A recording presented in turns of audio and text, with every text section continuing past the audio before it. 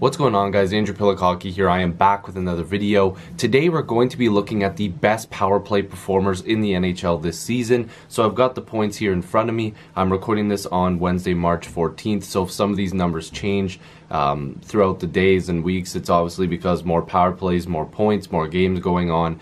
So if you're new, make sure you subscribe. Love to have more hockey conversations with you, but we're going to get right into this video. So I'm going to just mention some guys that are just on the outside of the list, but again, this could change any day, any night. Some names that really surprised me that were just outside was Ovechkin, Gostisbehere, and Taylor Hall. Those were three names that I was really looking at. They're just on the outside here of the 10 that I'm going to mention. Well, there's a couple that are tied here and there, so technically Taylor Hall is number 13 on this list.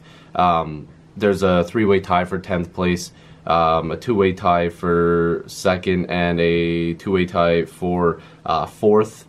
Oh, and there's also a three-way tie for sixth place. So some of these guys have the same amount of power play points, but again, after every game it could change. So the reason why I wanted to bring this up is because there are some cool names on here, some surprises. And there's some names that, like I mentioned, Ovechkin and Taylor Hall, who have been fantastic this year, who are just on the outside looking in when it comes to the top 10 or whatever, top 12 or 13, because there's a couple guys that are tied on this list. But I think it's a pretty good list, and power play points are very important. When your team is up a man and you're trying to get some goals to help your team win, of course, having guys out there that can get it done every time there's a power play is obviously something that any team would want. So let's look into the 10th place. There's a three-way tie, like I mentioned. Nathan MacKinnon, Patrik Laine, and Josh Bailey all have 28 points. Now, one thing you're going to notice about this list as well, a lot of these teams, or a lot of the players that are listed on here, are on teams that are in the running for a playoff spot or are in a guaranteed playoff spot at this point, which will be a video coming soon that I'm going to be talking about percentages and stuff. But a lot of these teams are at least in the hunt for a playoff spot. I think there's only maybe one player that isn't really in the hunt technically, but all these players are on teams that are contending for a Stanley Cup or at least in the playoffs currently. And again, this is on March 14th. But yeah, Nathan MacKinnon, Patrik Laine, Josh Bailey, all guys who have had great seasons this year, 28 power play points. Laine is a guy that I figured would be a little bit higher because he's turned in almost into like the next Ovechkin when it comes to scoring, and he's always in that spot going for his one-timers because he's got a lethal shot. So him being so low, technically, because it is pretty close, like these numbers are pretty close, he could get a hat trick on the power play and he'll move up 3 or 4 spots, but currently right now he's tied with Bailey and MacKinnon, and I think all of them have done really well, so that's pretty cool to see. Technically at number 9 is Mikko Rantanen from Colorado, who has 29 points. This is cool to see. I would have not expected him to be on this list. Colorado fans may see different things to me, but the points do the talking, and Mikko Rantanen on the power play has been incredible for the Avs this year. 29 points for him. And yeah, like I mentioned, I didn't expect them to see him on this list. Of course, Nathan MacKinnon, one of the players on his team, and Colorado going for a playoff position this year, which would be really cool. I hope they do. I believe they've already proved a lot of people wrong. So Rantanen is at number 9 on this list technically. Then, like I said, there's ties because technically these guys would be tied for 6th place.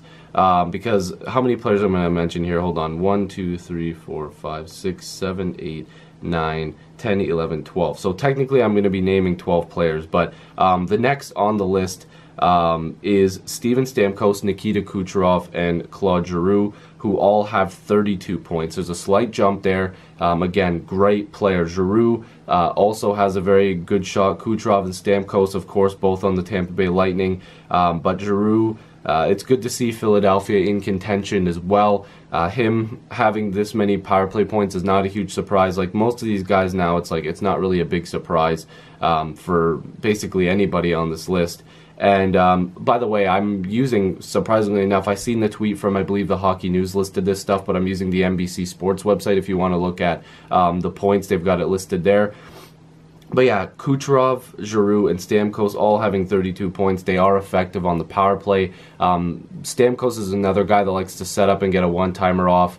He's been great. I know the injury, I don't think it was last year, the year before, whatever. He's always had to battle something, and him being healthy and playing really good you know, people say knock on wood, knock on your head, just so that way he can stay healthy. But yeah, him and Kucherov have been dynamic for the Tampa Bay Lightning this season, and Giroux has been good for Philadelphia. So him having all those power play points is obviously a key reason why Philadelphia is charging to try to get back into a playoff position.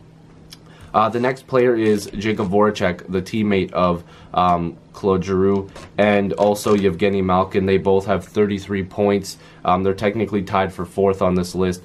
They have obviously both been great. Philadelphia has a lot of guys who are putting up points, like I mentioned earlier, Gostisbehere, and hopefully I'm saying that correctly. I know I've been trying to say it properly over the years, but and then Giroux and Voracek, having guys that can score on the power play, having multiple guys that can do it is great. Voracek has been really good for them this year, and of course Yevgeny Malkin is a guy who's going to be in the running for MVP this year of the league. Him having 33 power play points is no shocker. Pittsburgh is well represented on this list, and you'll see in a little bit, but Malkin is a guy who just produces on the power play, so having him there and having him on this list is not a big surprise. At number 3, again, like I mentioned, the Pittsburgh Penguins, is Sidney Crosby. He has 34 power play points. The guy scores all the time, much like Malkin and a lot of these guys on this list.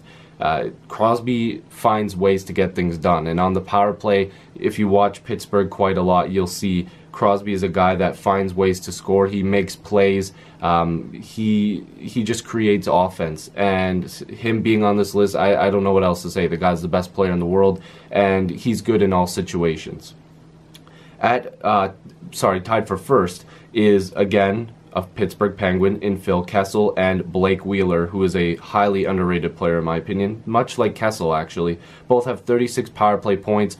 Kessel's a guy where you have to look out for him because he's really sneaky when it comes to the power play. He kind of lays off a little bit. He does a circle, but then he charges back in with that snapshot, and most goalies cannot stop it. Watching him in Toronto over the years, I know this guy has a lethal shot, and I think the whole NHL is on notice since he came to Pittsburgh a couple of years ago, winning those 2 Stanley Cups. You know, it's not just because, oh, Toronto needed a guy to score, so he's the one doing it. Kessel scores everywhere, and him having 36 points on the power play, not a shocker to a guy who has seen him play for so long. And I do love watching Pittsburgh because I like Kessel, and before they got rid of Fleury, I was a big fan of Fleury, but I do like Murray and I like their team, so I love watching their power play because having a 3-headed monster like Kessel, Malkin, and Crosby on there at the same time, you could argue they could play by themselves against 5 some nights.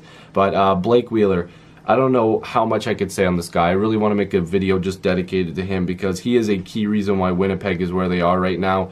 That Winnipeg team is very dangerous, and again, much like his teammate Patrick Laine, they've got guys that can score. They've got a lot of them, and Blake Wheeler being effective on the power play as well is key. You have to have multiple guys on a power play that you can get the puck to get a goal or to get, to set up a play. Wheeler's a guy that takes the team and takes it by charge, basically. The guy scores all the time. He's setting up people, and he's probably set up Laine on a couple of those one-timers there. So, yeah, this is, again, I'll just mention the names that I mentioned again.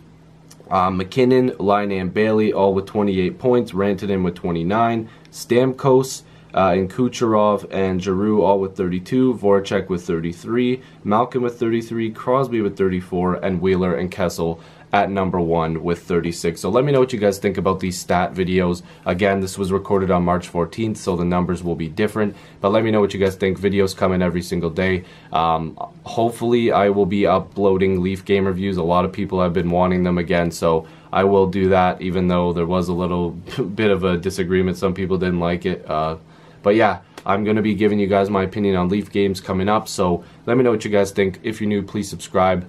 I'd love to have more hockey conversations with you. On our way to 2,000 subscribers, help me get there. Lots of live streams coming up. So I'll see you guys in the next video or stream. Peace.